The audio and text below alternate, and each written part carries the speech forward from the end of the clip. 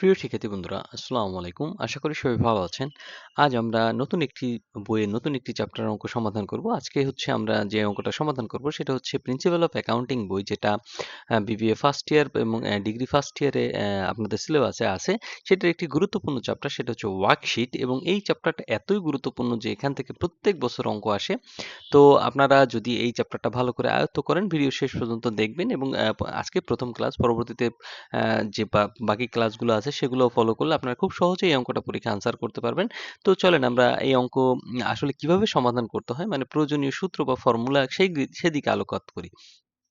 Worksheet অঙ্ক কিভাবে সমাধান করতে হয় সেটা যদি আমরা একটু দেখার চেষ্টা করি, এইটা যদি আপনি ভালোভাবে আয়ত্ত করতে পারেন তাহলে আপনার কাছে ওয়ার্কশিট খুবই সহজ মনে হবে। তো চলেন দেরি না করে আমরা দেখি যে ওয়ার্কশিট আসলে কিভাবে সমাধান করতে হয়। প্রথমে অ্যাকাউন্ট টাইটেলে কি থাকে সেটা তো আমরা জানি, যে হিসাবগুলোর নাম থাকে সেগুলো আমরা লিখি, এবং প্রথমে ট্রায়াল ব্যালেন্স থাকে। এখন ট্রায়াল ব্যালেন্স হচ্ছে আপনার অঙ্কে যে একটা রেওয়ামিল দেয়া থাকবে, সেইটা আপনি এই ট্রায়াল ব্যালেন্সে কি করবেন, হুবহুব তুলে দিবেন। কি করতে হবে, মানে আপনার প্রশ্নের যে ট্রায়াল ব্যালেন্সটা দেওয়া আছে সেটা এখানে একদম হুবহুব তুলে দিতে হবে। এখানে আপনার কিছুই করার নাই, যে হিসাবে নাম দেওয়া থাকবে, টাকা দেওয়া থাকবে, ডেবিটের হিসাব ডেবিটে ট্রান্সফার করবেন, ক্রেডিটের হিসাব ক্রেডিটে ট্রান্সফার করবেন। এখানে আর তেমন কোনো কাজ নেই। এরপর যদি আমরা দেখি অ্যাডজাস্টমেন্টে আসলে আমাদের কি কাজ করতে হয়। অ্যাডজাস্টমেন্টে হচ্ছে, দেখবেন যে আপনার রেওয়ামিলের নিচে কিছু সমন্বয় দেওয়া আছে, সেই সমন্বয়গুলোকে আপনাকে জাবেদা করতে হবে। সেই সমন্বয়গুলোকে জাবেদা করে তারপর হচ্ছে আপনার কি করতে হবে, এই ডেবিট ক্রেডিটে পোস্টিং দিতে হবে। মানে অ্যাডজাস্টমেন্টগুলো আপনি লিখবেন এবং সেই অ্যাডজাস্টমেন্টগুলো হচ্ছে এখানে ট্রান্সফার করবেন। এখানে জাবেদাগুলা হচ্ছে, দেখবেন যেগুলো যেগুলো মিল আছে, মানে ট্রায়াল ব্যালেন্সের সাথে মিল আছে, সেগুলো এখানে ডেবিটে থাকলে ডেবিটে ট্রান্সফার করতে হয়, ক্রেডিটে থাকলে ক্রেডিটে ট্রান্সফার করতে হয়। কিন্তু যদি কোনো হিসাব আপনি এই অ্যাকাউন্ট টাইটেলের ভিতর খুঁজে না পান, তাহলে কি করতে হয়, তাহলে নতুন করে লিখতে হয়। এটাই হচ্ছে অ্যাডজাস্টমেন্টের কাজ। এরপর দেখি অ্যাডজাস্টেড ট্রায়াল ব্যালেন্স আসলে কি করতে হয়। অ্যাডজাস্টেড ট্রায়াল ব্যালেন্স হচ্ছে আপনার ট্রায়াল ব্যালেন্স আর অ্যাডজাস্টমেন্টের মিলে কাজ করতে হয়। যেমন আপনার কোনো হিসাব যদি ডেবিট থাকে ট্রায়াল ব্যালেন্সে এবং অ্যাডজাস্টমেন্টেও ডেবিট হয়, তাহলে দুইটা ডেবিট ডেবিট মিলে কি হবে, যোগ হবে। যোগ হয়ে আপনার অ্যাডজাস্টেড ট্রায়াল ব্যালেন্সে বসবে। আবার একটু বোঝানোর চেষ্টা করি, যে ট্রায়াল ব্যালেন্সে মনে করেন একটা হিসাব আপনি ডেবিট পাইছেন এবং অ্যাডজাস্টমেন্টে আপনি একটা হিসাব ডেবিট পাইছেন, তাহলে ডেবিটে ডেবিটে কি হবে, ডেবিটে ডেবিটে যোগ হবে। সেম ওয়েতে আপনি একটা হিসাব ট্রায়াল ব্যালেন্সে ক্রেডিট পাইছেন এবং অ্যাডজাস্টমেন্টে কি পাইছেন, ক্রেডিট পাইছেন, তাহলে ক্রেডিটে ক্রেডিটে কি হবে, ক্রেডিটে ক্রেডিটেও যোগ হবে। কিন্তু যখন উল্টা ঘটবে আর কি, মানে আপনি ট্রায়াল ব্যালেন্সে পাইছেন ডেবিট এবং অ্যাডজাস্টমেন্টে পাইছেন ক্রেডিট, তাহলে ডেবিট থেকে ক্রেডিট কি হবে, মাইনাস হবে। আবার সেম ওয়েতে যদি আপনি অ্যাডজাস্টমেন্টে ট্রায়াল ব্যালেন্সে পাইছেন ক্রেডিট এবং অ্যাডজাস্টমেন্টে পাইছেন ডেবিট, সেক্ষেত্রে কি হবে, ক্রেডিট থেকেও ডেবিট মাইনাস হবে। তো অ্যাডজাস্টেড ট্রায়াল ব্যালেন্সের আসলে এতটুকুই কাজ হয়। আপনারা এই জিনিসগুলো আয়ত্ত করতে পারলে আপনাদের কাছে ওয়ার্কশিট কোনো প্রবলেমই হবে না। তো এরপর আমাদের ৪ নম্বরে যদি চলে আসি, যে ইনকাম স্টেটমেন্টে কি করতে হয়। ইনকাম স্টেটমেন্টের ডেবিট পাশে আপনি এই অ্যাডজাস্টেড ট্রায়াল ব্যালেন্স থেকে সমস্ত প্রকার খরচ নেবেন ডেবিট সাইডে, খরচ বা ব্যয় যেটাই বলেন, এবং সমস্ত প্রকার আয় নেবেন কোন সাইডে, ক্রেডিট সাইডে নেবেন। ইনকাম স্টেটমেন্টে শুধু খরচ এবং আয়গুলাই যাবে। আর ব্যালেন্স শিটে কি যাবে, যদি আমাদের ৫ নম্বর ছকে আমরা দেখি, ব্যালেন্স শিটে হচ্ছে ডেবিট পাশে যাবে সকল প্রকার সম্পদ। কি যাবে, সকল প্রকার সম্পদ। এই অ্যাডজাস্টেড ট্রায়াল ব্যালেন্সে আপনি যতগুলো সম্পদ পাবেন সবগুলো হচ্ছে ব্যালেন্স শিটের ডেবিট পাশে যাবে। এবং ক্রেডিট পাশে কি যাবে, ক্রেডিট পাশে হচ্ছে দায় এবং মালিকানা সত্ত্ব। মানে এই অ্যাডজাস্টেড ট্রায়াল ব্যালেন্সে আপনি যতগুলো দায় এবং মালিকানা সত্ত্ব পাবেন সবগুলোই কি আপনি দায়ের সাইডে নিয়ে যাবেন। তো এই ফর্মুলাগুলো যদি আপনি একটু অ্যাপ্লাই করতে পারেন এবং অঙ্ক করার সময়, তাহলে আপনার কাছে ওয়ার্কশিট খুবই ইজি মনে হবে। তো ওয়ার্কশিট পরীক্ষায় কয় ধরনের আসে সেটা যদি আমরা একটু দেখি। ওয়ার্কশিট মূলত ৩ ধরনের হয়। একটা হচ্ছে ৮ কলাম বিশিষ্ট, একটা হচ্ছে ১০ কলাম বিশিষ্ট এবং একটা হচ্ছে ১২ কলাম বিশিষ্ট। ১২ কলাম বিশিষ্ট পরীক্ষায় তেমন আসে না। আপনাদের ১০ কলাম বিশিষ্টই সবচাইতে বেশি আসে। মাঝে, মাঝে ৮ কলাম বিশিষ্ট চায়। তো আমরা যদি ১০ কলাম বিশিষ্ট শিখি, তাহলে আমাদের ৮ কলামটাও শিখতে পারবো এবং ১২ কলামটাও শিখতে পারবো। তো ১০ কলাম কিন্তু এইমাত্রই আমি আলোচনা করেছি। অ্যাকাউন্ট টাইটেল থাকে, ট্রায়াল ব্যালেন্স থাকে, অ্যাডজাস্টমেন্ট থাকে, adjusted trial balance, income statement এবং ব্যালেন্স শিট। কিন্তু ৮ কলাম বিশিষ্টে আপনি যে এই যে অ্যাডজাস্টেড ট্রায়াল ব্যালেন্সটা করছেন, এইটা হচ্ছে ৮ কলাম বিশিষ্টে এটা থাকে না। কি বলছি, যে অ্যাডজাস্টেড ট্রায়াল ব্যালেন্সটা ৮ কলাম বিশিষ্টতে থাকে না। তা ৮ কলাম আসুক আর ১০ কলাম আসুক, আশা করি আপনারা এটা পারবেন। এবং ১২ কলাম বিশিষ্টে দেখেন যে কি করতে হয়, ১২ কলাম বিশিষ্টে হচ্ছে আপনাদের এটার সাথে শুধু রিটেন আর্নিংস এড হয়। মানে আপনি ১০ কলাম যে করছেন এটার সাথে রিটেন আর্নিংস এড করলে আসলে আপনাদের ১২ কলাম বিশিষ্ট যে ওয়ার্কশিটটা এটা হয়ে যায়। তো এই ছিল আসলে ঘরের সংখ্যা। তো আমরা দেরি না করলে চলেন একটা প্র্যাকটিক্যালি অঙ্ক দেখি যে কিভাবে অঙ্ক সমাধান করতে হয়। প্রিয় শিক্ষার্থীরা, আমরা যদি একটা অঙ্ক সমাধান করার চেষ্টা করি, যে অঙ্কটা আমরা দেখতেছি এটা ন্যাশনাল ইউনিভার্সিটি বিকম ২০০৬ সালে আসছে, ৯ সালে আসছে এবং অনার্স ২০১৪ সালে আসছে ম্যানেজমেন্ট ডিপার্টমেন্টে। তো আমাদের কি বলেছিলাম, একটা রেওয়া মিল থাকবে। এখানে দেখেন সুন্দর করে একটা ট্রায়াল ব্যালেন্স দেওয়া আছে ডিসেম্বর ৩১, ২০১৫ সালের, এবং এখানে কিছু সমন্বয় দেওয়া আছে, অ্যাডজাস্টমেন্ট, যেগুলো থেকে আপনাকে অঙ্ক করতে হবে। এবং কি করতে বলছি একটু দেখেন, যে prepare 10 column worksheet and adjusting entry. এখন কথা হচ্ছে আপনাকে কিন্তু এখানে অ্যাডজাস্টিং এন্ট্রি দেখাইতে হবে, কিন্তু আমরা ম্যাক্সিমাম অঙ্কেই পাবো যে শুধু ওয়ার্কশিট দেখাইতে বলছে, কিন্তু শুধু ওয়ার্কশিট দিয়ে তো আপনি আসলে অঙ্ক সমাধান করতে পারবেন না। আপনাকে কি করতে হবে, জাবেদা করতেই হবে। আর জাবেদা স্যার আপনি ওয়ার্কশিট সমন্বয় জাবেদা স্যার ওয়ার্কশিট আপনি কখনোই বুঝবেন না। তো আমি আপনাদের অনুরোধ করব, সেটা হচ্ছে আমি ডেসক্রিপশন বক্সে আমাদের যে অ্যাডজাস্টিং এন্ট্রি চ্যাপ্টারগুলো আছে সেটা প্লে লিস্ট আকারে দিয়ে আসবো। আপনারা কি করবেন, অ্যাডজাস্টিং এন্ট্রি আগে শিখবেন, তারপর হচ্ছে ওয়ার্কশিট শিখবেন। যদি অ্যাডজাস্টিং এন্ট্রি আপনি না শিখে ওয়ার্কশিট করতে আসেন, দেখবেন যে আপনার সব মাথার উপর দিয়ে গেছে, একটাও আপনি ঠিকমতো বুঝতে পারবেন না। তো আগে কি করবেন, অ্যাডজাস্টিং এন্ট্রি করবেন, তারপর কি করবেন, ওয়ার্কশিট করবেন। আপনি ডেসক্রিপশন বক্সে চেক করলেই অ্যাডজাস্টিং এন্ট্রি লিঙ্কটা দিয়ে দিব। ওই ক্লাসগুলো আগে শেষ করে তারপর হচ্ছে আপনি ওয়ার্কশিট করতে আসবেন, তাইলে আপনি খুব সহজেই বুঝতে পারবেন। তো আমরা যেহেতু অ্যাডজাস্টিং এন্ট্রি দিতে বলছে, অ্যাডজাস্টিং এন্ট্রি স্যার আমরা ওয়ার্কশিট করতে পারবো না, তো আগে আমরা অ্যাডজাস্টিং এন্ট্রি দিই, তারপর হচ্ছে আমরা ওয়ার্কশিটে আসবো। তো অ্যাডজাস্টিং এন্ট্রির জন্য আমরা একটা ছক কাটলাম। তো প্রথমেই বলছে যে 30 month notes payable issued on June 30, 2015, the rate of interest 10% পার ইয়ার। তো আমরা অঙ্ক করার সময় অনেকেই ভুল করে থাকি। আমরা দেখি যে 6 month note, 9 month note, 15 month note, মানে এরকম নোটের মেয়াদ দেখলে আমরা ভাবি কি ওই মাসেরই বুঝি সুদ ধরতে বলা হয়েছে। কিন্তু আপনারা একটা জিনিস খেয়াল রাখবেন, সেটা হচ্ছে নোটের মেয়াদ ৬ মাস থাক, ৯ মাস থাক, ৩ মাস থাক, অঙ্ক যদি আপনার ১ বছর থাকে, আপনি সুদ হিসাব করবেন ১ বছরের। আশা করি বুঝতে পারছেন। তো এই নোটটা দেওয়া হয়েছে ৩০ মাসের জন্য নোট, ঠিক আছে? কিন্তু ইস্যু করা হয়েছে যে ৩০ মাসের, কিন্তু এটা ইস্যু করা হয়েছে জুন ৩০-এ, কিন্তু আপনাদের বছর শেষ হয়েছে ডিসেম্বর ৩১-এ। তাহলে আপনারা যদি সুদ হিসাব করেন, তাহলে জুলাই ১ তারিখ থেকে ডিসেম্বর ৩১ তারিখে হবে। তাহলে জুলাই ১ তারিখ থেকে ডিসেম্বর ৩১ হলে ৬ মাসের সুদ আপনাকে নিতে হবে। তো আমরা যদি সুদ বকেয়ার জাবেদা দিই, আর জাবেদা হচ্ছে আপনারা আগেই বলেছি, বারবার বলতেছি যে অ্যাডজাস্টিং এন্ট্রি করে আসবেন, তাহলে এইসব জাবেদা আপনার কাছে একদম ইজি মনে হবে। তো আমরা ছোট করে আলোচনা করি যে আসলে কোনো খরচ যদি বকেয়া থাকে, তাহলে ওই খরচের এক্সপেন্স ডেবিট হয় এবং ওই খরচের পেয়েবল ক্রেডিট হয়। তাহলে আমরা যেহেতু সুদ দিতে হবে, তাহলে সুদটা কি, ইন্টারেস্ট এক্সপেন্স ডেবিট এবং ইন্টারেস্ট পেয়েবল ক্রেডিট। এখন কথা হচ্ছে এক্সপেন্স আর পেয়েবলের জাবেদা তো দিলাম, টাকা কত হবে? তাহলে টাকাটা যদি হিসাব করি, বলছি কি ৬ মাসের যাবে, তাহলে আমাদের নোটস পেয়েবল যদি আমরা দেখি, এই যে নোটস পেয়েবলের টাকা আছে হচ্ছে ২০,০০০। তাহলে ২০,০০০ টাকার কত হবে, 10% হবে। তাহলে ২০,০০০ টাকার 10%, আর আমাদের নিতে হবে কয় মাসের, ৬ মাসের নিতে হবে। তাহলে আমাদের ২০,০০০ টাকার 10% যদি ৬ মাস নিয়ে আমাদের ১,০০০ টাকা আসে। কিন্তু কথা হচ্ছে আপনারা দেখবেন যে অঙ্কের একদম নিচে ইন্টারেস্ট এক্সপেন্স আগেই দেওয়া আছে, কত, ৫০০ টাকা আগে থেকেই দেওয়া আছে। তাহলে আমাদের তো বকেয়া থাকার কথা ১,০০০, কিন্তু আগেই তো ৫০০ টাকা দিয়ে দিছি। তাহলে কি আমাদের বকেয়া ১,০০০ টাকা থাকবে? না।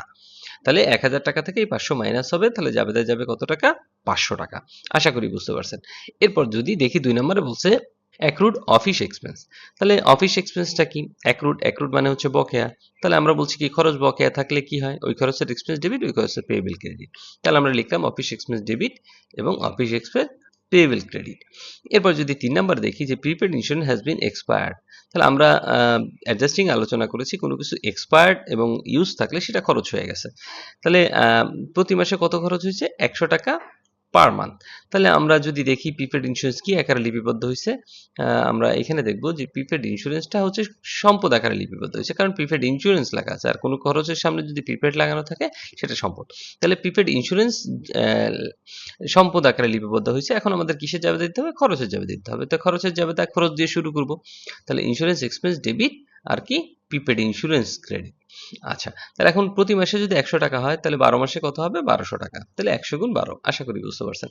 এবার দেখেন ৪ নম্বরে বলছে যে আনআর্নড সার্ভিস রেভিনিউ ২০০০ টাকা ইনক্লুডিং সার্ভিস রেভিনিউ, মানে অনুপার্জিত আয় ২০০০ টাকা সার্ভিস রেভিনিউর ভিতর অন্তর্ভুক্ত আছে। তাহলে এই টাকা তো আমরা পাইনি, কিন্তু তারপর আমরা আয় হিসাবে লিপিবদ্ধ করছি। তার মানে কি আয়কে আমরা আয় হয় নাই, তারপর আয় বাড়াই দিছি। এখন এই আয়টাকে কি করতে হবে? কমাইতে হবে। তাহলে আয় কমলে কি হয়? আয় কমলে ডেবিট হয়। এই যে আমরা সার্ভিস রেভিনিউকে ডেবিট করছি কত টাকা? 2000 টাকা। আর আনআর্ন সার্ভিস রেভিনিউ যেহেতু অনুপার্জিত আয় আমাদের ওইটার ভিতর ইনক্লুড হয়ে গেছে, এটা যদি বের করি তাহলে আবার আনআর্ন সার্ভিস রেভিনিউ বেড়ে যাবে। তাহলে আনআর্ন সার্ভিস রেভিনিউ আমরা ক্রেডিট করলাম কত? 2000 টাকা। এরপর যদি দেখি 5 নম্বরে prepaid rent paid on January 1, 2015 for 24 month, মানে প্রিপেড রেন্টটা 24 মাসের জন্য দেওয়া হয়েছে। তাহলে প্রিপেড রেন্ট দেখি কি আকারে লিপিবদ্ধ হয়েছে? হ্যাঁ, প্রিপেড রেন্ট সম্পদ আকারে লিপিবদ্ধ হয়েছে। তাহলে সম্পদ আকারে লিপিবদ্ধ হলে আমাদের এখন কিসের জাবেদা দিতে হবে? এখন আমাদের খরচের জাবেদা দিতে হবে। তাহলে প্রিপেড রেন্টের খরচের নাম কি? Rent expense. Rent expense debit, prepaid rent credit. এখন আমাদের যেহেতু 24 মাসের জন্য দেওয়া হয়েছে, আমাদের এটা কি করতে হবে? 12 মাসে কনভার্ট করতে হবে। তাহলে আমরা কি করব? 12,000 কত আছে? প্রিপেড রেন্ট আছে 12,000 টাকা। তাহলে এই 12,000কে আমরা 24 দিয়ে ভাগ দিব এবং 12 দিয়ে গুণ দিব। তাহলে আসে কত? 6,000 টাকা। তাহলে রেন্ট এক্সপেন্স ডেবিট 6,000 এবং প্রিপেড রেন্ট ক্রেডিট 6,000। এখন যদি দেখি যে পরেরটা আছে prepaid advertising paid on March 31। তাহলে প্রিপেড অ্যাডভার্টাইজিং কি আকারে লিপিবদ্ধ আছে দেখি, যে প্রিপেড অ্যাডভার্টাইজিংটা সম্পদ আকারে লিপিবদ্ধ আছে। তাহলে সম্পদ থাকলে কিসের জাবেদা দিতে হবে? খরচের জাবেদা দিতে হবে। তাহলে প্রিপেড অ্যাডভার্টাইজিং এর খরচের হিসাবের নাম কি? Advertising expense. তাহলে আমরা অ্যাডভার্টাইজিং এক্সপেন্স লিখলাম এবং প্রিপেড অ্যাডভার্টাইজিং ক্রেডিট করলাম। এখন কথা হচ্ছে যে আমাদের টাকা কত যাবে? টাকা হচ্ছে যেহেতু মার্চের 31 তারিখ দিছে, তাহলে আমাদের 9 মাসের যাবে। তাহলে প্রিপেড কেন? কারণ এপ্রিলের 1 তারিখ থেকে যদি ডিসেম্বর 31 তারিখ হিসাব করেন আপনার 9 মাস হয়। যদি হিসাব করে দেখেন আর কি, যে April, May, June, July, August, September, October, November, December 9 মাস হয়। তাহলে আমাদের 8,000কে কি করব? 12 দিয়ে ভাগ দিব আর 9 দিয়ে কি করব? গুণ দিব। তাহলে আমাদের আসে 6,000। এরপর যদি দেখি যে 6 নাম্বার আসছে depreciation on equipment debit, equipment 1,000 এবং বিল্ডিং হচ্ছে 5,000 পার অ্যানুয়াল, মানে বাৎসরিক আছে। অ্যানুয়াল বলতে বাৎসরিক বোঝায়। তাহলে ডেপ্রিসিয়েশনের জাবেদা আমরা কি দিই সেটা আমরা সবাই জানি, যে depreciation expense debit, accumulated depreciation credit, সেটা হচ্ছে ইকুইপমেন্টের গেল। আবার depreciation expense debit, accumulated depreciation credit, সেটা হচ্ছে বিল্ডিং এর গেল। এখন চলেন আমরা দেখি যে আমরা কিভাবে অঙ্কটা সমাধান করব। প্রিয় শিক্ষার্থী বন্ধুরা, ন্যাশনাল ইউনিভার্সিটির বিবিএ এমবিএ সকল সাবজেক্টের পরবর্তীতে আপডেট পেতে এই ভিডিওটিতে লাইক করুন, চ্যানেলটি সাবস্ক্রাইব করুন এবং বেল বাটনে ক্লিক করে রাখুন। এখন অঙ্কের দিকে যদি আমরা তাকাই, আমাদের অঙ্ক যেহেতু 10 কলাম ওয়ার্কশিট করতে বলছে, তাহলে আমাদের ট্রায়াল ব্যালেন্স করতে হবে, অ্যাডজাস্টমেন্ট করতে হবে, অ্যাডজাস্টেড ট্রায়াল ব্যালেন্স করতে হবে, ইনকাম স্টেটমেন্ট করতে হবে এবং ব্যালেন্স শিট করতে হবে। তো একটু আগে কিন্তু আমরা আলোচনা করেছি আসলে কোনটা কিভাবে সমাধান করব। তো প্রথমে দেরি না করে দেখেন ট্রায়াল ব্যালেন্স আমাদের কি যাবে। ট্রায়াল ব্যালেন্স হচ্ছে এই যে পুরাটা ট্রায়াল ব্যালেন্স আমাদের দেওয়া আছে, যেখানে যা আছে হুবহু, যেমন ক্যাশ আছে কত টাকা দেখেন, ক্যাশ আছে 20,500, আমরা এখানে ক্যাশ বসাই দিলাম 20,500। পরে একটা প্রিপেড অ্যাডভার্টাইজিং আছে 8,000, প্রিপেড অ্যাডভার্টাইজিং 8,000 বসাই দিলাম। মানে আপনি দেখে দেখে এইটা ডেবিটের টাকা ডেবিটে এবং ক্রেডিটের টাকা ক্রেডিটে ট্রান্সফার করবেন, এটা ছাড়া আপনার আর কোনো কাজ নেই। তাহলে আমাদের ট্রায়াল ব্যালেন্স কিন্তু এখানেই শেষ। এখন আমরা অ্যাডজাস্টমেন্ট করব। তাহলে অ্যাডজাস্টমেন্টে কি করা লাগে? অ্যাডজাস্টমেন্ট কিন্তু আমরা দিয়েছি। তাহলে আমরা অ্যাডজাস্টমেন্টগুলো ট্রান্সফার করব। দেখেন প্রথম আমরা জাবেদা দিয়েছিলাম interest expense debit, interest payable credit.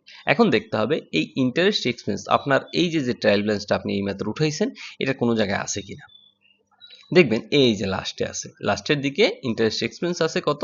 নোটসে 500 টাকা। এই যে এখানেও ছিল 500 টাকা আছে। এখন দেখেন এখানে ইন্টারেস্ট এক্সপেন্স আপনি কি করছেন? ডেবিট করছেন। তাহলে আপনার অ্যাডজাস্টমেন্টেও কি করতে হবে?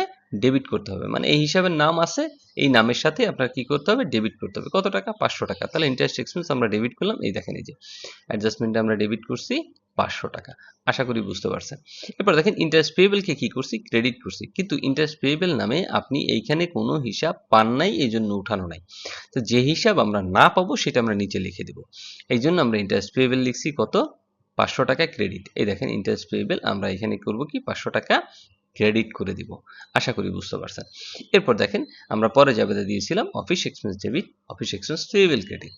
তো আমরা দেখতে পাচ্ছি যে এখানে অফিস এক্সপেন্স আছে। কোথায় আছে? দেখেন এই যে অফিস এক্সপেন্স আছে কত টাকা? 1500 টাকা আগে থেকে অফিস এক্সপেন্স আছে। তাহলে এখানেও অফিস এক্সপেন্স আপনি কি করছেন? ডেবিট করছেন। তাই অ্যাডজাস্টমেন্টে যেয়ে আপনি কি করবেন? এটাকে ডেবিট করে দিবেন 400 টাকা। এখন দ্বিতীয়তে ক্রেডিট করেছিলাম কি? অফিস এক্সপেন্স পেয়েবল 400 টাকা। কিন্তু আপনি এইটা খুঁজে দেখবেন যে এখানে অফিস এক্সপেন্স পেয়েবল নাই। আপনার কথা হচ্ছে কি? খুঁজে দেখে আপনি যদি না পান সেটাই আপনাকে লিখতে হবে। তাহলে অফিস এক্সপেন্স পেয়েবল আমরা পাইনি, এই জন্য আমরা লিখছি কত টাকা? এই যে 400 টাকা লিখছি। এরপর কি ছিল? আমরা ইন্স্যুরেন্স এক্সপেন্স জাবেদা দিয়েছিলাম এবং প্রিপেড ইন্স্যুরেন্সে ক্রেডিট করেছিলাম। এখন ইন্স্যুরেন্স এক্সপেন্স কত টাকা, 1200 টাকা আমরা ডেবিট করেছি, এখানে কোথাও খুঁজে পাইনি, এই জন্য আমরা লিখছি নতুন করে ইন্স্যুরেন্স এক্সপেন্স 1200 টাকা ডেবিট করলাম। কিন্তু আমাদের অঙ্কে প্রিপেড ইন্স্যুরেন্স ছিল, প্রিপেড ইন্স্যুরেন্স আমরা তখন কি করব, প্রিপেড ইন্স্যুরেন্স আমরা এখানে কি করছি, ক্রেডিট করছি, তাহলে এখানেও ক্রেডিট করে দেবো। দেখেন এখানে আমরা এই যে খুঁজে পেয়েছি প্রিপেড ইন্স্যুরেন্স 1200 টাকা, আমরা কি করলাম অ্যাডজাস্টমেন্টে, এই যে অ্যাডজাস্টমেন্টে আমরা কি করছি, ক্রেডিট করে দিছি। এরপর আমরা জাবেদা দিয়েছিলাম কি, এরপর আমরা জাবেদা দিয়েছিলাম হচ্ছে service revenue debit, unearned service revenue credit. তাহলে আমরা দেখেন অঙ্কের ভিতর সার্ভিস রেভিনিউ আছে, এই যে সার্ভিস রেভিনিউ আছে 2000 টাকা, তাহলে আমরা এখানে এই অ্যাডজাস্টমেন্টে এই দেখেন ডেবিট করছি 2000 টাকা। এবং আনআর্ন সার্ভিস রেভিনিউ আমরা কোথাও খুঁজে পাইনি, এই জন্য আমরা নতুন করে নিচে লিখছি যে আনআর্ন সার্ভিস রেভিনিউ 2000 টাকা। এরপর আমরা কি জাবেদা দিয়েছিলাম দেখি, আমরা জাবেদা দিয়েছিলাম যে rent expense debit, prepaid rent credit.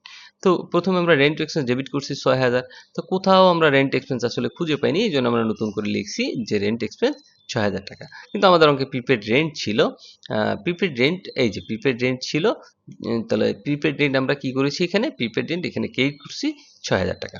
তাহলে এখানে আমরা কি করব, প্রিপেড রেন্ট ক্রেডিট করব কত টাকা, 6000 টাকা। দেখেন প্রিপেড রেন্ট কোথায় নিয়েছিলাম আমরা, এই যে প্রিপেড রেন্ট আমরা ক্রেডিট করছি 6000 টাকা। আশা করি বুঝতে পারছেন। এরপর দেখেন আমরা কি জাবেদা দিয়েছিলাম, এরপর আমরা জাবেদা দিয়েছিলাম অ্যাডভার্টাইজিং এক্সপেন্স ডেবিট এবং প্রিপেড অ্যাডভার্টাইজিং ক্রেডিট 6000। তো আমরা অ্যাডভার্টাইজিং এক্সপেন্স কোথাও খুঁজে পাইনি, এই জন্য আমরা অ্যাডভার্টাইজিং এক্সপেন্স ডেবিট করছি অ্যাডজাস্টমেন্টে, এবং প্রিপেড অ্যাডভার্টাইজিং আমাদের অঙ্কে ছিল এখানে, তাহলে আমরা ক্রেডিট করছি কত, 6000।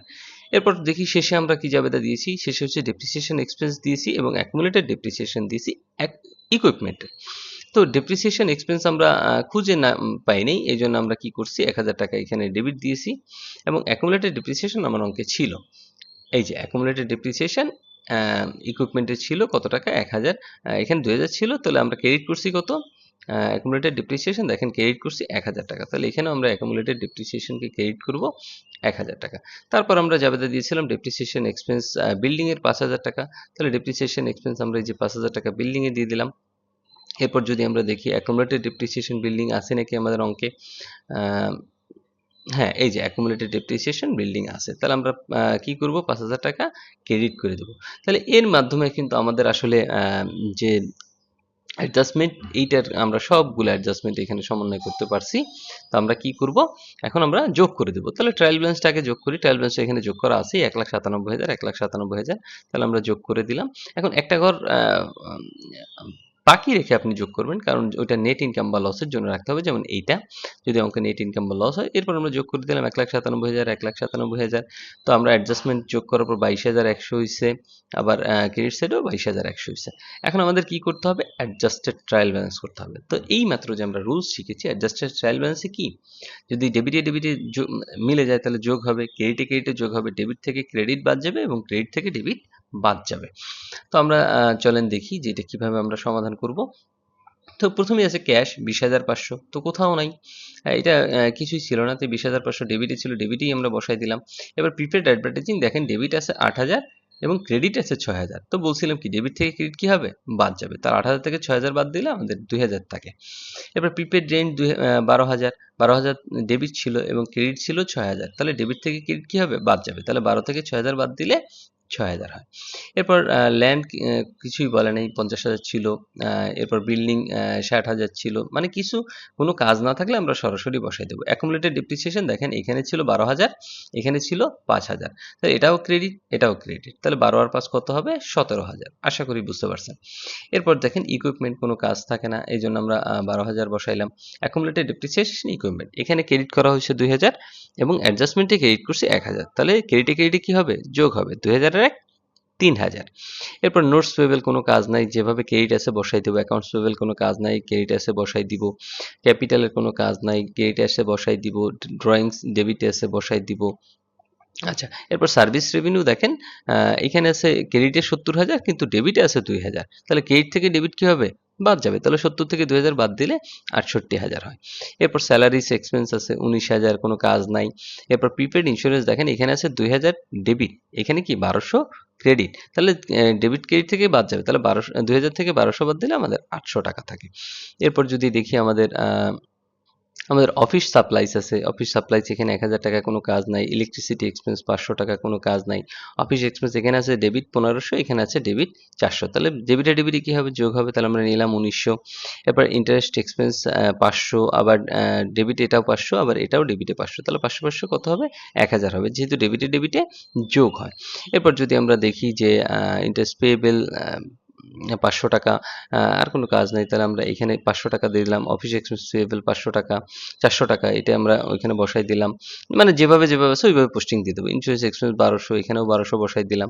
আনআর্ন সার্ভিস রেভিনিউ 2000, এখানে 2000 বসাই দিলাম। এরপর যদি দেখি অ্যাডভার্টাইজিং এক্সপেন্স 6000, তাহলে এখানেও বসাই দিলাম 6000। ডেপ্রিসিয়েশন এক্সপেন্স হচ্ছে 1000, 5000, 6000, তাহলে আমরা এখানে বসাই দিলাম। তাহলে অ্যাডজাস্টেড ট্রায়াল ব্যালেন্সে কিন্তু আমরা খুব সুন্দরভাবে এটা সমাধান করতে পারছি। এরপর আমরা কি করব, ইনকাম স্টেটমেন্ট এবং ব্যালেন্স শিট একবারে করব। তো এখনো ক্লাস ছেড়ে যায়েন না, আপনার ক্লাসে মনোযোগ দেন, তাহলে খুব সহজেই বুঝতে পারবেন। তো আমি আপনাদের বলেছিলাম যে এখন আমরা ইনকাম স্টেটমেন্ট এবং ব্যালেন্স শিট একসাথে করব। এখন ইনকাম স্টেটমেন্টে ডেবিট পাশে কি নিতে হয়, সকল প্রকার খরচ, এবং ইনকাম স্টেটমেন্ট ক্রেডিট পাশে সকল প্রকার আয়, এবং ব্যালেন্স শিটে ডেবিট পাশে সকল প্রকার সম্পদ এবং ক্রেডিট পাশে দায় এবং মালিকানা সত্ত্ব। তো প্রথমে আমাদের আছে কি, ক্যাশ। ক্যাশ কি সম্পদ, তাহলে আমরা সম্পদের সাথে নিলাম 20,500। তারপর প্রিপেড অ্যাডভার্টাইজমেন্ট, তাহলে প্রিপেড মানেই তো হচ্ছে কি সম্পদ, তাহলে কত আছে, 2000 টাকা আমরা সম্পদে দিলাম। এরপর প্রিপেড রেন্ট, আবার প্রিপেড আছে, তাহলে সম্পদ, তাহলে 6000 টাকা আমরা সম্পদে দিলাম। এরপর ল্যান্ড, ল্যান্ড তো আমরা জানি সম্পদ, তাহলে কত দিলাম, 50,000। এরপর বিল্ডিংও আমরা জানি সম্পদ, তাহলে সম্পদে ছেড়ে দিলাম 50,000। এরপর দেখি যে অ্যাকুমুলেটেড ডেপ্রিসিয়েশন আছে, অ্যাকুমুলেটেড পুঞ্জীভূত অবচয়, এটা দায়, তাহলে দায়ের সাইডে আমরা দিলাম 17,000। এরপর ইকুইপমেন্ট আছে কত, 12,000, তাহলে 12,000 ইকুইপমেন্ট মানে সম্পদ, সরঞ্জামাদি। এবার অ্যাকুমুলেটেড ডেপ্রিসিয়েশন ইকুইপমেন্ট কত টাকা, 3,000, তাই অ্যাকুমুলেটেড বলতেই তো দায়, তাহলে আমরা দায়ের সাইডে দিলাম 3,000। এরপর নোটস পেয়েবেল, সমস্ত প্রকার পেয়েবেল হচ্ছে দায়, 20,000, আমরা দায়ের সাইডে দিলাম 20,000। এবার অ্যাকাউন্টস পেয়েবেল 13,000, দায়, সমস্ত প্রকার পেয়েবেলই তো দায়, তাহলে 13,000 আমরা দিলাম ব্যালেন্স শিটে। এরপর ক্যাপিটাল তো অবশ্যই দায়, তাহলে ক্যাপিটাল আমরা দিলাম 80,000। এরপর ড্রয়িং উত্তোলন, উত্তোলনটা হচ্ছে সম্পদ হিসেবে বিবেচিত হয়, এটা আসলে ক্যাপিটাল থেকে বাদ যায়, কিন্তু আমাদের তো এখানে বাদ দেওয়ার কোনো সিস্টেম নেই, তাই আমরা উল্টা পাশে দিলেই সেটা কি বাদ চলে যাবে, তাহলে আমাদের এটা কোথায় দিব, আমরা ব্যালেন্স শিটে ডেবিট সাইডে। কত ছিল, 10,000। এরপর সার্ভিস রেভিনিউ, সার্ভিস রেভিনিউ হচ্ছে আয়, তাহলে আয় যাবে কোথায়, ইনকাম স্টেটমেন্টের ক্রেডিট দিকে, তাহলে 68,000 টাকা আমরা আয় দেখাইলাম। সেলস এক্সপেন্স, এক্সপেন্স তো দেওয়াই আছে, তাহলে ইনকাম স্টেটমেন্টের কোন দিকে যাবে, ডেবিট সাইডে যাবে। তারপর প্রিপেড ইন্স্যুরেন্স আছে, তাহলে প্রিপেড বলতেই তো সম্পদ, তাহলে সম্পদ কোথায় যাবে, ব্যালেন্স শিটের ডেবিট সাইডে যাবে। এরপর অফিস সাপ্লাইস আছে, সাপ্লাইস মানে মনিহারি, মনিহারি মানেই সম্পদ, তাহলে সম্পদের সাইডে যাবে। এবং ইলেকট্রিক এক্সপেন্স, এক্সপেন্স তো বলাই আছে, তাহলে ইনকাম স্টেটমেন্টে কোন দিকে যাবে, ডেবিট। আবার অফিস এক্সপেন্স 1900 টাকা এক্সপেন্স বলাই আছে, তাহলে ইনকাম স্টেটমেন্টে ডেবিট। ইন্টারেস্ট এক্সপেন্স, এক্সপেন্স বলাই আছে, তাহলে ইনকাম স্টেটমেন্টে ডেবিট। ইন্টারেস্ট পেয়েবল, আমরা জানি পেয়েবল বলতেই দায়কে বোঝায়, তাহলে 500 টাকা আমরা দায়ের সাইডে নিয়ে গেলাম।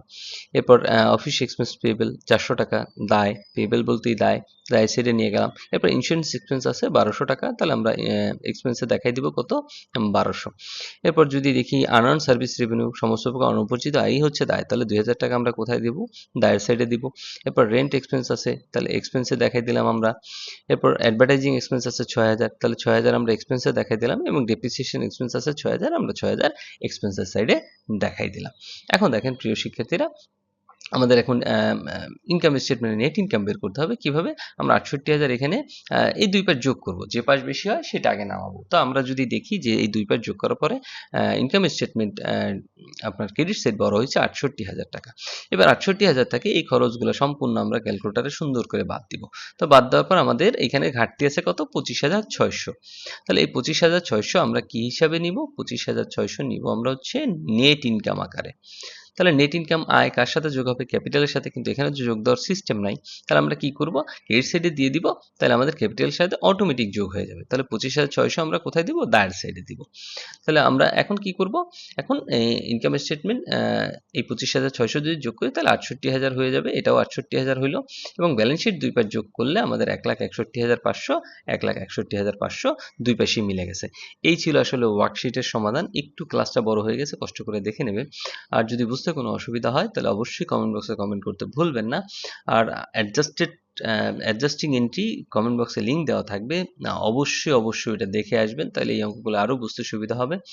তো কারো যদি মনে ডাউট থাকে অবশ্যই কমেন্ট বক্সে কমেন্ট করবেন। আগামী ক্লাসের জন্য অগ্রিম শুভেচ্ছা রইলো এবং অবশ্যই চ্যানেলটি সাবস্ক্রাইব করে পাশে থাকবেন। ধন্যবাদ সবাইকে। আসসালামু আলাইকুম।